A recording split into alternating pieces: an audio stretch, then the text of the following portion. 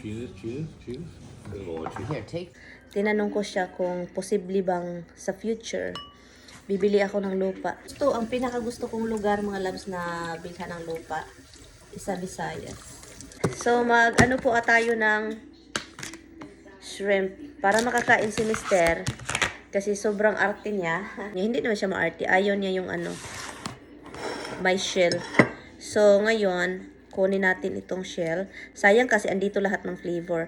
At sa nagsasabi na isa daw akong prinsesa ni Tami, ang masasabi ko lang po is sana all prinsesa ni Tami, no? Sana all lang talaga.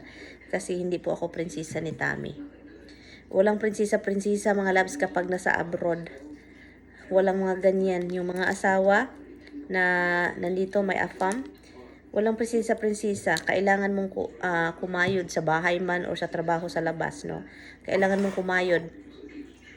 Kasi hindi basta-bastang prinsesahan ka lang. No? Ang sarap talaga ng shrimp na luto ko. So, yun. Hindi pwedeng magprinsesa dito sa abroad. Bawal. Kahit nasa bahay ka lang, hindi ibig sabihin prinsesa ka, guys. Kasi kapag prinsesa ka, yun talagang may maid, may driver, may butler, no? May mga ganyan. Kaso wala. Hindi man ako binigyan ni Tami ng maid. Ang maid lang ko lang dito is yung machine nagtakbo-takbo, maglilinis, no? So, wala talagang maid dito. Bawal. Kasi po, kung may maid tayo, buslot ang bulsa. No? Mawala yung bulsa, mawala ng laman. Habs, stay over there. Walang prinsesahan. Kasi yung iba is talagang lumalabas, makagabi na umuwi. No? Katulad kay Tami, mga Pilipino dito. Gabi na umuwi or overnight, no? Yung mga ganyan, iba-ibang klaseng trabaho, depende.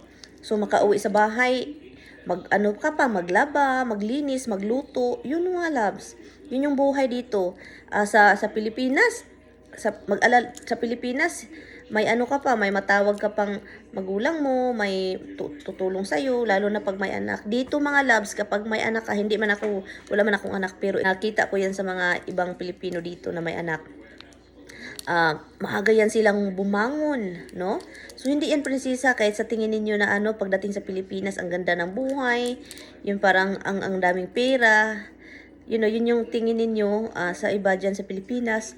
And then, dito, yung mga nanay, babangon niya ng maaga. Sobrang aga. Paliguan yung bata, or hindi na maligo, pinaliguan na paggabi. Magluto ng makain ng mabaon ng bata kasi ihatid pa yan sa daycare center, lalo kapag sobrang bata, no? Sa daycare center bago yan magtrabaho. And then kapag walang mag-pick up kasi nag-overtime siya, mag-alala pa yan. Ganyan yan, mag-alala pa yung mga nanay kung sinong kukuha sa anak, no? Ganyan yan. Kailangan pa minsan mag-absent ka or sabihin mo sa boss mo na you have to get out early para i-pick up yung bata, no, na nasa daycare center, no? So, yun yung buhay dito mga darling. Hindi basta-bastang sabihin na sobrang hayahay.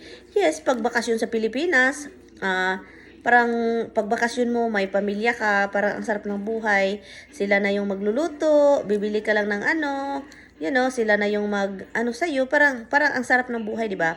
Kasi ganyan yung naisip na, ay, sarap ng buhay, may pera, may pero hindi po. Pagbalik sa Amerika, balik kung saan ka mang lupalop ng mundo, yun, balik realidad sa buhay mga loves. Na ganyan yung kailangan mong magtudo kayod para naman may pera na maipabakasyon next time. Kasi kapag umuwi ka, and then walang kinayuran, adoy, why kiyod jud. Yan lang mga loves, yun lang. Kasi may mga nagsasabi kasi prinsesa daw ako. And then may mga nang lalait din, pero yung iba hindi naman pang-away yung magsasabing prinsesa. Parang sinasabihan nila yung basher, pero hindi po, walang prinsesa po sa abroad mga loves. Ibig sabihin pag may afam, hindi po yan prinsesa, Ginoo. Sana all talaga. Ang totoong prinsesa andun si middle, yung mga milyonaryo, ganun. May mga katulong, may driver. So, pero may ibang Pilipino na talagang feeling prinsesa. No, may mga ganyan. Pagdating sa Amerika, feeling prinsesa, Pero dahito na punog utang, daghan kay utang, di mabayaran, hindi mababayaran yung credit card ng buo. Thank goodness, no, I'm so thankful na yung asawa ko talaga, mabayaran talaga niya kapag may pera. Pero kung sobrang laki na, umabot na yung umabot ng 8,000 yung bayaran namin. Dinalawang beses niyang binayaran sa isang buwan. Kasi, hindi kaya sa power. Yan siya. Ang dami na ako nang na dito. Ito na siya mga loves. Oh. Ito na yung ni Mister. Tinanong ko pala si Tami kanina. Nag-usap kami sa telepono. Kasi, ngayon nga, ayaw niya akong patulogin. So, nag-usap kami sa telepono. Pauwi na siya dito. Tinanong ko siya kung posible bang sa future, bibili ako ng lupa.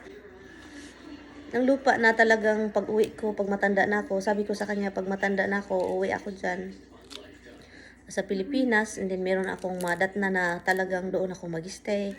Lupa, gusto kong malaking lupa.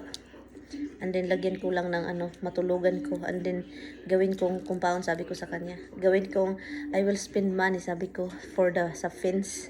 Sabi ko sa kanya kasi para naman yung parang close ba? Exclusive.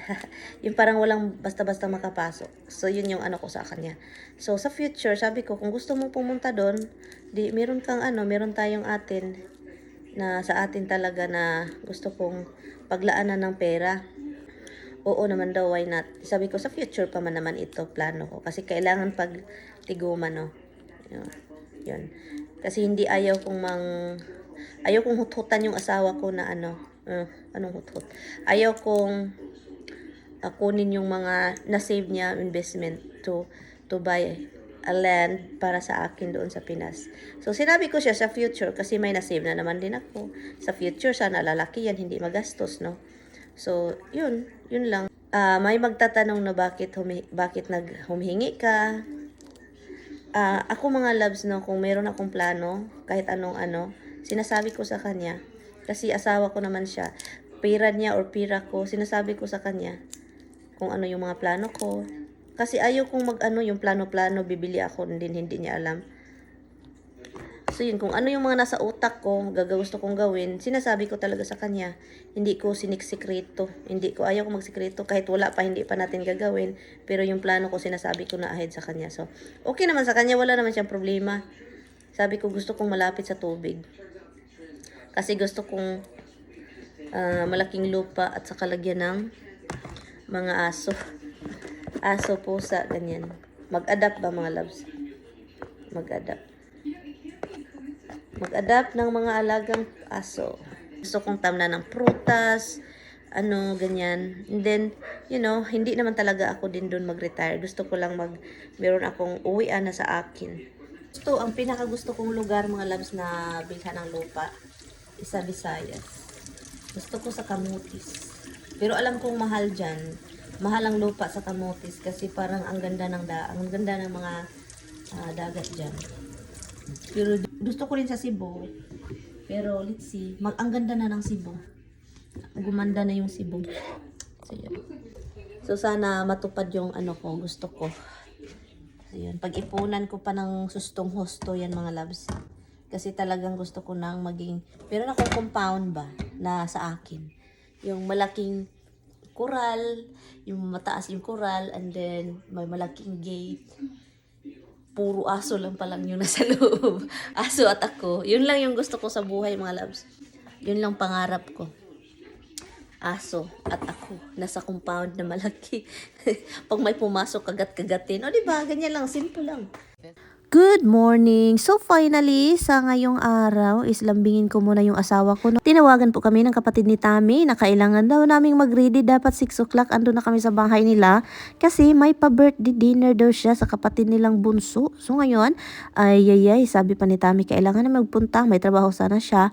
Kaso, sabi niya, kailangan niyang relibo ng ibang katrabaho niya kasi nga hindi siya pwedeng umabsent sa birthday daw. Charot!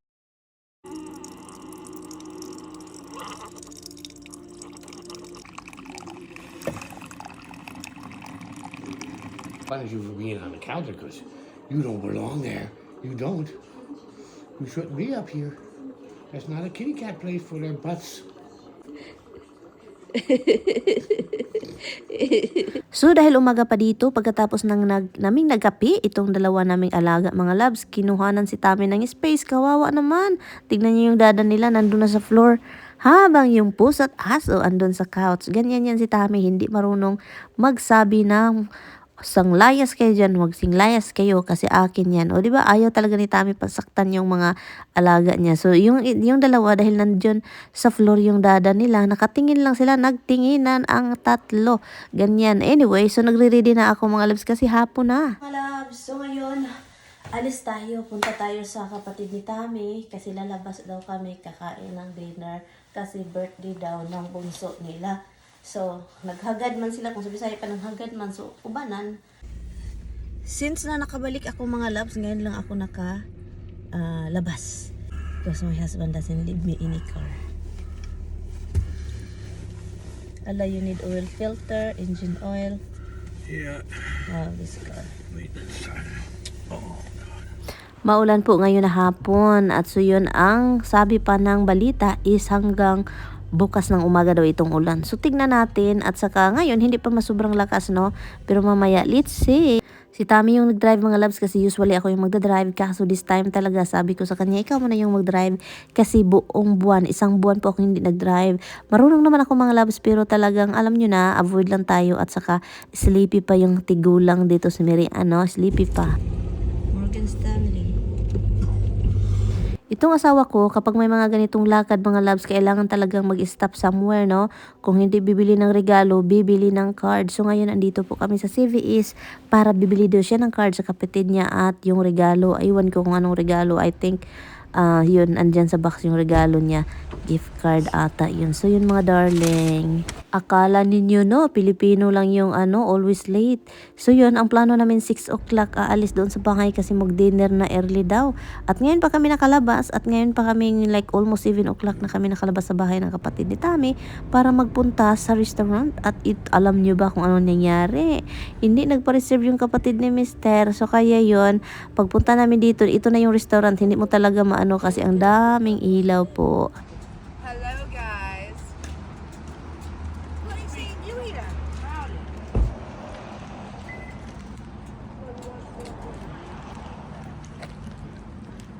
There's going to be kitty cat. Where is this? It's outdoor. Pag summer ata, maraming mga tao dito kasi meron silang outdoor area, no? So, pagpunta namin mga labs doon, kailangan pala dapat magpa-reserve kami at marami silang tao. Marami pong kumakain kasi Saturday at pagkatapos sinabihan kami, maghintay kami ng 30 minutes.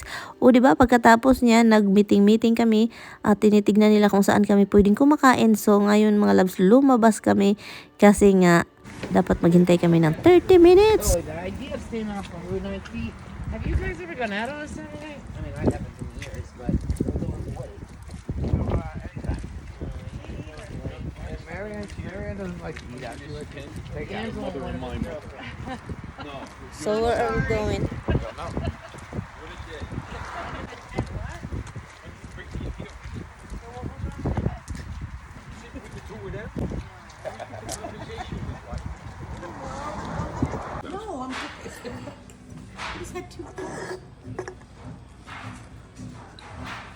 I'm gonna try them. You're about to It's kind of like cordon bleu with that. That's why I was trying to move the dishes It's out of the okay, way. yun natin yun. Cheese. Good Lord, cheese. Here, take this so that she can take it away. Just take it. This is actually the best part of the meal. Yeah, it wasn't that bad. Spicy stuff. You want? No, Good, good. I'm good with the spicy. You didn't get your husband a hood? Ulan ng ulan mga lab. Ulan.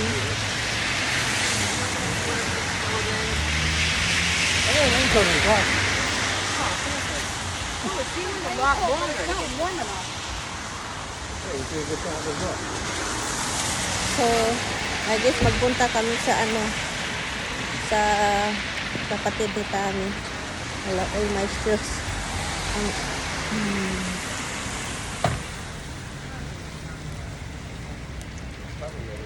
Ha? Puppy over here. Yeah. Your shoes, love. Yeah, that's why I wore these shoes. Thank you. Oh, I told you it was a pizzeria. At least it would be a good restaurant. Food was good. Their food was horrible. The sauce sucked. Really? In an Italian restaurant, if the sauce sucks, everything sucks. Yeah, if it's sauce like that, it should be perfect. It should be nice and thick. Looks like it's not really thick. Even the If I did, just open up a can of Hunt's tomato sauce and pour it on. Even the chicken masala, the sauce in it is not thick. The sauce should be a little thicker. That it will stay in the pasta. It doesn't. The food is not good. Hindi approve ni Mister ang aming kinainan. The broccoli rabe was just really Yeah, the broccoli rub, I know you won't like it because they boiled it first. But they boil it, it's still watery. They don't kind of like drain it a little bit first to kind of like hot fry it with oil and garlic to more like garlicky. Yeah. Even if you do that, you can still do it good, but they don't. 10:30 na ng gabi mga loves. So finally, uuwi na kami ni Mister. Ang lakas ng hangit at ang lakas ng ulan. At gusto niyang bumili ng milk. So kaya andito kami sa gasoline station. Why are you mad at me all the time? Calculation. You want me to go back in the After 400 feet, Philippines? bear right Look, they towards want you still Watkins go. Falls. They want you to go to Route 9. No, yeah, they're all in Bear Let's right. Don't be mad at me. Route recalculation. Look at guys, he doesn't love me anymore. Oh, it says red. Why is it red? Because you're going to the water. traffic. There's no traffic here. She's imagining. That's what that means. So, Here? well, according to her, she thinks there It's is. so red. It's so red. The line, the road. It's just some kind of problem. It's already 10 o'clock. In this area, there's no traffic. No. Slowly, it's raining. And it's very, there's a lot of deer over here. So, be careful. So yun, balik na tayo sa Bukid. Bukid na magandang peaceful na lugar, maulan, parang may horror. But anyway, thank you so much mga loves for watching. Ay, gusto ko nang matulog. Thank you for watching. Bye. Ingat po kayo lahat. Bear right.